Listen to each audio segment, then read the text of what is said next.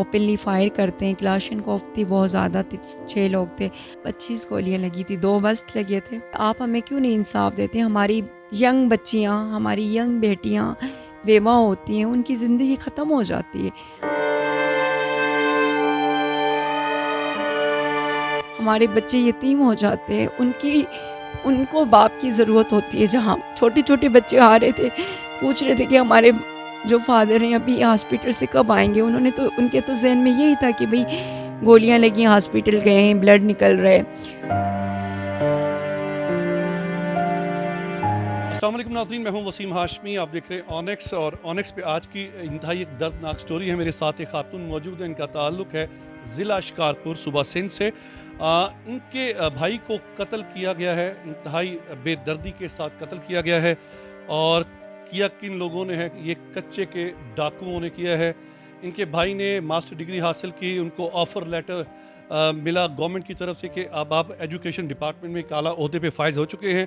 वो शख्स इतनी खुशी में मिठाई तकसीम कर रहा था, ठीक 1 घंटे के बाद उसको कच्चे के डाकू आते हैं, 2 लाख रुपया भत्ता भी वसूल करते हैं और दिन दहाड़े कत्ल भी कर देते हैं। ये तमाम माजरा क्या है?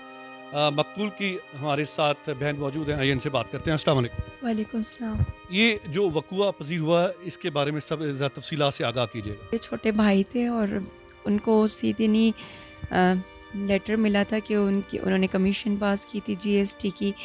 और बस हर वक्त कहते रहते थे आप ही दुआ करें, क्योंकि यहाँ पर तो सोर्स पे मिलती है जॉब और टैलेंट पे नहीं मिलती। तो आप ही मैंने कमीशन दिया है तो दुआ करें। तो हम लोग सब इतनी दुआ कर रहे थे, तो हमें क्या पता कि उसी दिन हमारे भाई को शहीद कर देंगे।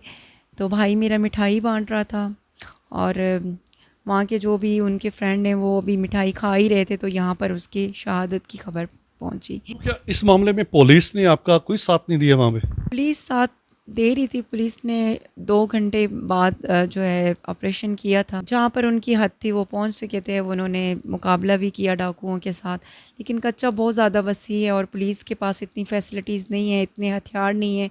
उनके पास बहुत जदीद हथियार है, 3G राइफ़ल्स हैं उनके पास और बहुत उनके पास तो बम भी हैं, पता नहीं क्या-क्या। तो वो लोग पुलिस जो है ना इतना उनके साथ मुकाबला नहीं कर सकती है।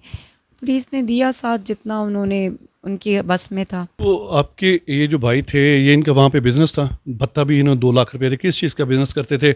और वो कैसे डाकू आए थे? कि नकाबपोश थे या इन्होंने कोई चेहरे पे नकाब नहीं किया हुआ था? मेडिकल स्टोर था, ये सिटी का सबसे बड़ा मेडिकल स्टोर है। और जी, निकाब नहीं किए हुए थे, उनको डर ही नहीं है तो वो निकाब क्यों करेंगे? वो बहुत कॉन्फिडेंस होते हैं, वो तो कहते हैं कि भई देखिए हम ये कर रहे हैं ओपनली। और ओपनली करते हैं, दिन दिहाड़े करते हैं, सबके सामने करते हैं, ओपनली फायर करते हैं। क्लाशनकोफ थी, बहुत ज़्यादा थी, 6 लोग थे।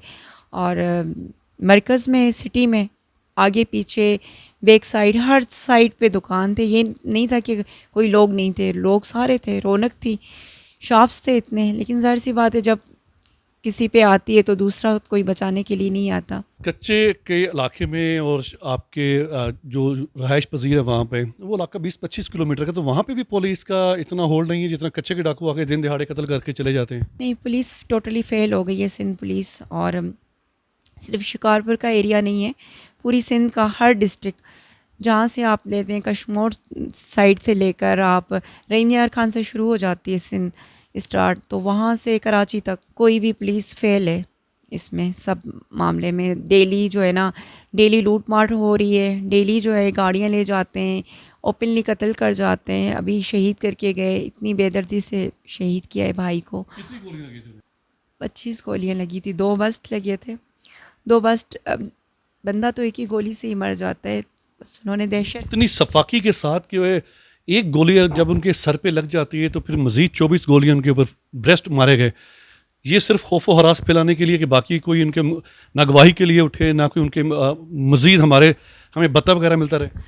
जी बिल्कुल इसी तरह है। और वहाँ पर कोई भी विटनेस नहीं बन रहा था, सब कह रहे थे कि हमारे साथ दुश्मनी। सारी सी बात है, कौन विटनेस बनेगा? जिस तरह आप बता रही हैं दिन दहाड़े आते हैं, तो वहाँ भी खवातीन भी घर से नहीं निकलती होंगी, स्टूडेंट्स भी कॉलेज स्कूल के लिए नहीं जाते होंगे?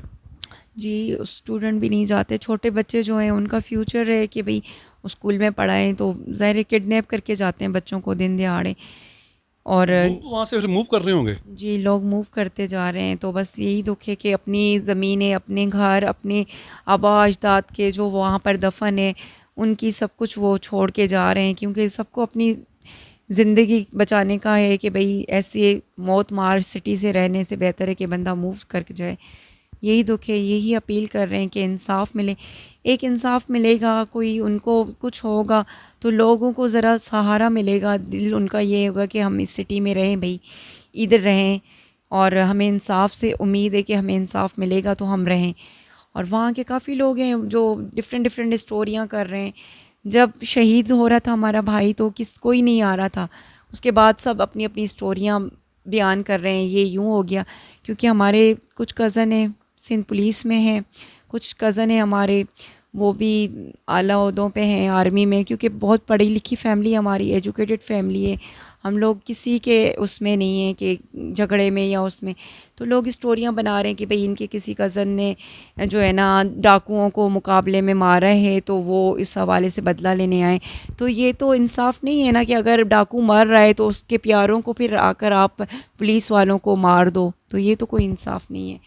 कच्चे के डाकुओं की दीदा दिलेरी ये है कि एक तरफ वो टिकटॉक आईडी भी बनाते हैं, यूट्यूब पे चैनल बनाते हैं, दिनों में उनके फॉलोअर्स बढ़ रहे हैं। पहले दौर में ये हुआ करता था जी, कोई किसी ने कत्ल कर दिया, वो कहते हैं जी बंदा नहीं पहचाना जा रहा, उसकी इन्वेस्टिगेशन कर रहे हैं, बंदा नहीं ढूंढ रहा है। वो दिन दिहाड़े आते हैं, सीसीटीवी कैमरास लगे होते हैं हर तरफ, ये भी पता है कि ये कच्चे का एरिया है कि वहाँ पे भी नहीं जाते। मैं यहाँ पर अपील करूँगा कानून नाफज करने वाले अदारों से भी, और खसूसी तौर पर अफवाज पाकिस्तान से, कि जिस तरह सवात से उन्होंने तालिबान को ख़त्म किया, जहाँ से वजीरस्तान, शमाल वजीरस्तान से इन तमाम दहशत गर्दों का सफाया किया, क्या आवाज़ पाकिस्तान इसमें नहीं कर सकती कि वो कच्चे के डाकुओं के लिए तो मेरे ख्याल में पता है स्पेसिफिक जगह यही है कि ये कच्चे एरिया है, यहाँ से हमने ख़त्म करना है। प्रोग्राम के आखिर में मोहतरमा किसी को पैगाम देना चाहेंगे आप?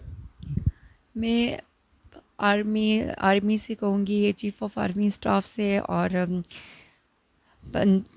सीएम सिंध से, स्पेशल सीएम सिंध से मैं ये कहूँगी, क्योंकि आप लोग जब वोट लेने आते हैं, हम वोट देते हैं आप लोगों को, वहाँ के जितने भी एमएनए और मिनिस्टर हैं शिकारपुर डिस्ट्रिक्ट के, मैं उनसे अपील करूँगी कि आप हमें क्यों नहीं इंसाफ देते। हमारी यंग बच्चियाँ, हमारी यंग बेटियाँ बेवा होती हैं, उनकी ज़िंदगी ख़त्म हो जाती है, हमारे बच्चे यतीम हो जाते हैं, उनको बाप की ज़रूरत होती है जहाँ पर। और हमारी जो छोटे छोटे बच्चे आ रहे थे, पूछ रहे थे कि हमारे जो फादर हैं अभी हॉस्पिटल से कब आएंगे। उनके तो जहन में यही था कि भाई गोलियां लगी, हॉस्पिटल गए हैं, ब्लड निकल रहा है, और जिस पे बीतती है उनको ही पता होता है। हमारी सारी बहनें वहाँ, इतनी यंग यंग बहनें हमारी, वो कच्चे के डाकुओं, उनको, उनके शोहरों को, किसी के भाई को, उनको इसी तरह उन्होंने शहीद किया हुआ है, और वो इंसाफ के लिए कह रही हैं। उनकी सारी ज़िंदगी गुजर गई है। यंग बच्चियाँ हैं हमारी जो बेवा हो जाती हैं, उनका क्या कसूर है। हमारी माएँ हैं जो सदमे में ऐसे कर रही हैं। हर माँ में, हर घर में ये स्टोरी है, हर घर में स्टोरी है सिंध में। तो हम सीएम सिंध से, और जो हमारे मिनिस्टर हैं, हमारे एमएनए हैं, जो वहाँ से हमारे शिकारपुर से वोट लेते हैं, हमें क्यों नहीं इंसाफ दिया जाता? हमारे एरिया में क्यों नहीं आप अमन अमान कायम कर रहे हैं? सही कह रही हैं। मैं यहीं पे ये लास्ट पैगाम दूंगा देखने वालों को, कोई एक माँ ही बता सकती है कि बच्चे से पैदाइश से लेकर उसको जवान करने तक कितनी मेहनत दरकार होती है। जब वही बच्चा उनको सहूलियात देने के काबिल होता है, जब बाप जवान बेटे के कंधे देते हैं ना, मैयत को कंधा, उस पर क्या कौन सी क़यामत बीतती है, ये वही बता सकता है। प्रोग्राम के बारे में अपनी राय का इज़हार लाजमी कीजिएगा। कैमरा मैन अपने बतूता के साथ वसीम हाशमी, रावलपिंडी।